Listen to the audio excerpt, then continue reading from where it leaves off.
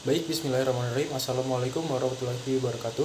Perkenalkan, kami dari kelompok 2 mata kuliah klimatologi akan menjelaskan suatu materi berjudul analisis curah hujan pada jurnal yang berjudul analisis prediksi dan hubungan antara debit air dan curah hujan pada Sungai Ciliwung di Kota Bogor.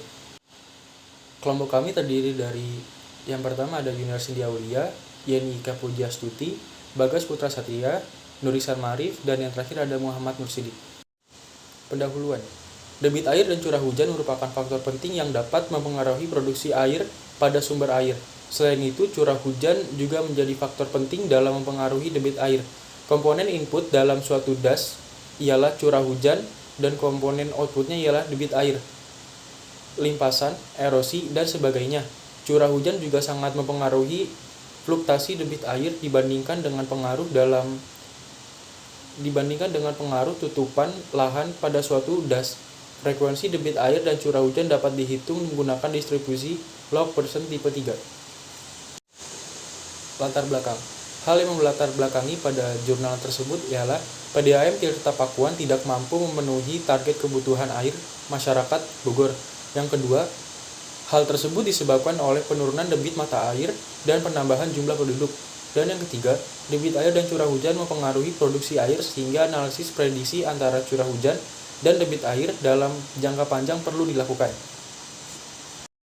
Tujuan analisis pada jurnal tersebut ialah mendapatkan frekuensi debit air Sungai Ciliwung dan curah hujan Kota Bogor sehingga Sungai Ciliwung bisa menjadi pertimbangan sebagai sumber mata air guna memenuhi kebutuhan air masyarakat Kota Bogor. Yang selanjutnya adalah analisis curah hujan, yang terdiri dari pengumpulan data yang terdapat curah hujan, debit air, dan tinggi muka air. Yang kedua, metode analisis regresi dilakukan setelah ketiga data lengkap. Dan yang terakhir adalah analisis regresi bertujuan untuk mengetahui hubungan antara variabel dependen dan independen. Baik, yang selanjutnya saya akan menjelaskan mengenai hasil analisis dari sumber literatur yang telah kami paparkan. Nah, yang pertama, saya akan menjelaskan mengenai hasil analisis regresi, di mana di situ sudah dipaparkan suatu persamaan linear regresi, yaitu Y sama dengan min 3,01 ditambah 0,002 X1 ditambah 0,202 X2.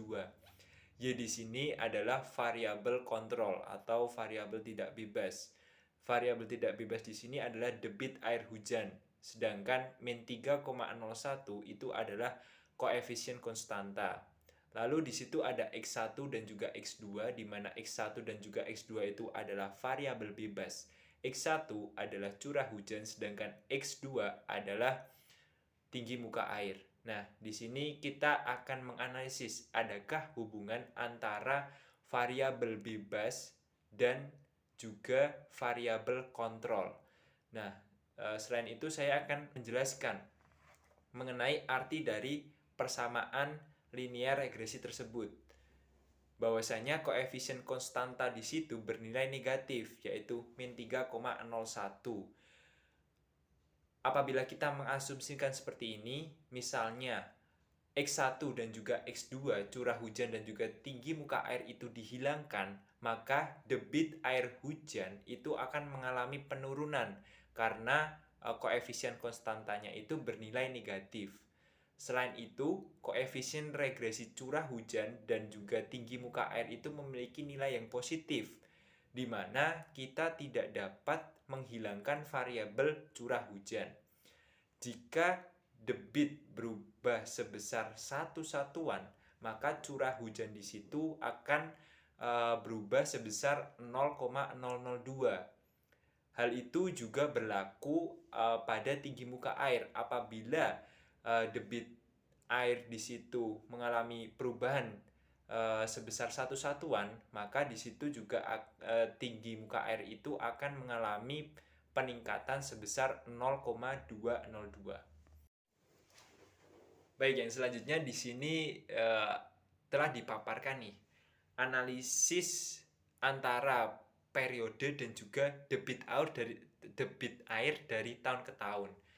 Nah, analisis ini merupakan analisis frekuensi, di mana analisis frekuensi ini membutuhkan dua data, yaitu data periode dan juga data debit air. Nah, si penulis di sini memaparkan hasil analisis dari periode ulang 2 tahun, 5 tahun, 10 tahun, 25 tahun, dan juga 50 tahun. Di sini terjadi rata-rata peningkatan sebesar terjadi rata-rata peningkatan debit air sebesar 1,63 meter kubik per D. Dengan meningkatnya debit air dari tahun ke tahun, maka kita dapat menyimpulkan nih bahwasanya Sungai Ciliwung di sini itu dapat dijadikan penyelesaian ataupun jalan alternatif bagi PDAM, di mana PDAM di situ itu tidak dapat memenuhi konsumsi air yang ada di Kota Bogor. Akan tetapi Sungai Ciliwung di sini memiliki debit air yang besar dan juga mengalami peningkatan debit air dari tahun ke tahun, sehingga dapat berpeluang untuk menjadi sumber air baku bagi masyarakat Kota Bogor. Selanjutnya, curah hujan di Kota Bogor.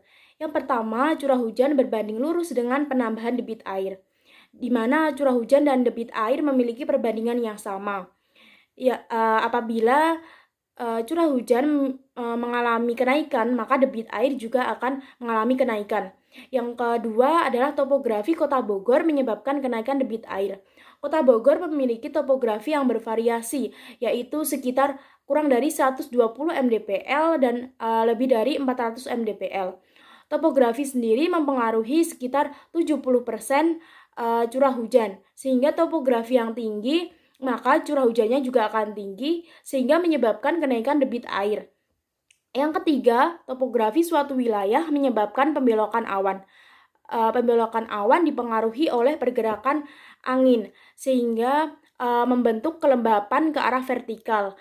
Yang kedua, tekanan udara rendah, yang dipengaruhi oleh perubahan suhu udara dan curah hujan. Maka dari itu curah hujan memiliki kaitan yang erat dengan tekanan udara. Tekanan udara akan semakin rendah apabila topografinya tinggi. Dan selanjutnya adalah terjadinya arus konveksi lokal yang dipengaruhi oleh perbedaan suhu. Suatu benda yang memiliki perbedaan suhu maka akan mempengaruhi perubahan pada kerapatan massa benda tersebut. Kesimpulannya, curah hujan mengalami peningkatan pada setiap periode ulang, seperti tahun ke-2, tahun ke-5, tahun ke-10, tahun ke-25, dan tahun ke-50, dengan rata-rata peningkatan sebesar 89,25 mm. Begitu juga dengan debit air yang mengalami peningkatan, di mana rata-rata peningkatan sebesar 1,6 meter kubik per sekon. Hal ini membuktikan bahwa Sungai Ciliwung dapat dijadikan salah satu sumber air baku. Untuk analisis prediksi sendiri, dapat memberikan jalan alternatif untuk ketersediaan sumber mata air di PDAM dengan menganalisis debit, curah hujan, dan tinggi muka air. Sekian presentasi yang telah kami sampaikan.